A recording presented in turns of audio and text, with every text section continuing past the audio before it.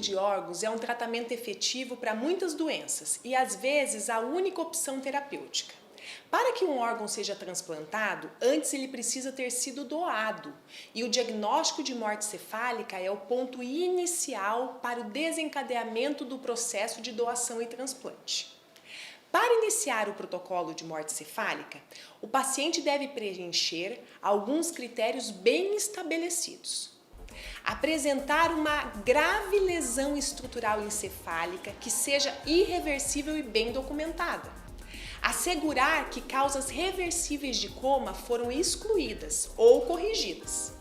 Estar em coma profundo, Glasgow 3, e não apresentar nenhuma incursão ventilatória espontânea aparente.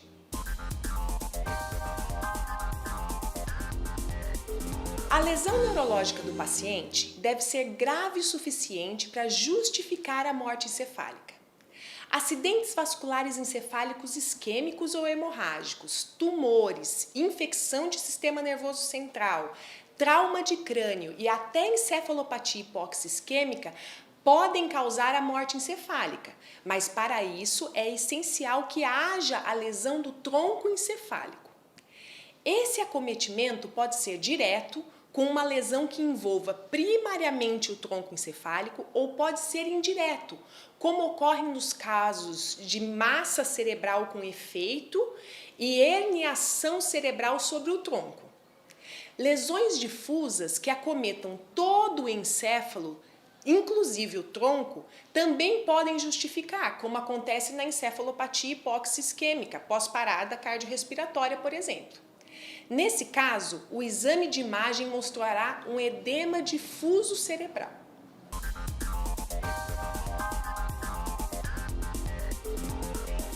Faz parte da avaliação do paciente com suspeita de morte encefálica a exclusão de condições que possam confundir o diagnóstico de coma. As mais importantes são hipotermia grave. O protocolo deve ser aberto apenas se a temperatura do paciente estiver superior a 35 graus. Instabilidade hemodinâmica. O paciente deve ser submetido ao exame clínico para a morte encefálica com um quadro hemodinâmico compensado. O uso de drogas vasoativas não impede o diagnóstico, mas o paciente deve ter uma pressão arterial média maior ou igual a 65 e uma pressão sistólica superior ou igual a 100 milímetros de mercúrio. Além disso, deve estar com a perfusão adequada. Distúrbios hidroeletrolíticos e metabólicos e endócrinos graves são uma dúvida frequente, mas apenas casos extremos contraindicam a abertura do protocolo. Quando temos uma causa de coma bem definida e clara, e o distúrbio é em decorrência do processo de morte encefálica, o protocolo pode ser aberto. Uso de medicações depressoras do sistema nervoso central, como sedativos, analgésicos, opioides e bloqueadores neuromusculares. No momento da suspeita da morte encefálica, é preciso desligar a sedação e assim poder reavaliar a condição neurológica do paciente. Apenas medicações que podem induzir o coma precisam ser necessariamente suspensas por um tempo mínimo que garanta a sua depuração. A Central Estadual de Transplantes disponibiliza uma tabela com a sugestão do tempo de suspensão das medicações para o início do protocolo. Lembre-se, drogas analgésicas e anticonvulsivantes em doses baixas não impedem a abertura do protocolo e pacientes com insuficiência renal e hepática devem ser avaliados de forma individualizada. A exclusão dessas condições garante a segurança de todo o processo.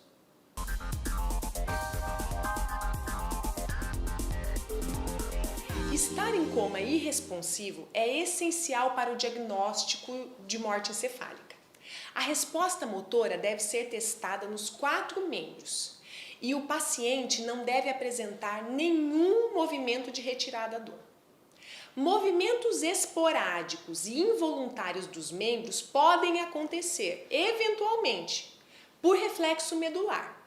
O clássico é o reflexo de Lázaro. Esses movimentos costumam aparecer quando o paciente é submetido à flexão do pescoço ou a períodos de acidose respiratória, como no teste de apneia, mas não devem acontecer durante os testes de resposta motora à dor. Os membros podem se elevar completamente, inclusive como se fosse um abraço. A presença desses reflexos não impossibilita a abertura do protocolo de morte cefálica.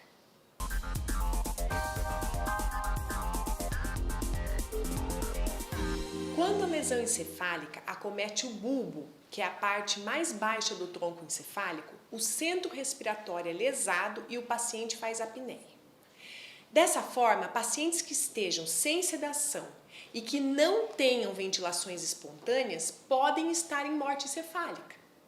Podemos verificar a apneia quando a frequência respiratória do paciente, direto no ventilador mecânico em modo controlado, é a mesma frequência estipulada pelo médico, é a frequência programada.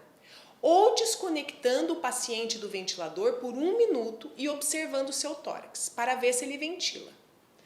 Nós vamos testar a apneia de forma definitiva durante o teste de apneia, mas daí já com o protocolo de morte encefálica aberto. A resolução 2173 do Conselho Federal de Medicina, publicada no final de 2017, acrescentou mais 2 pré-condições para a abertura do protocolo de morte encefálica.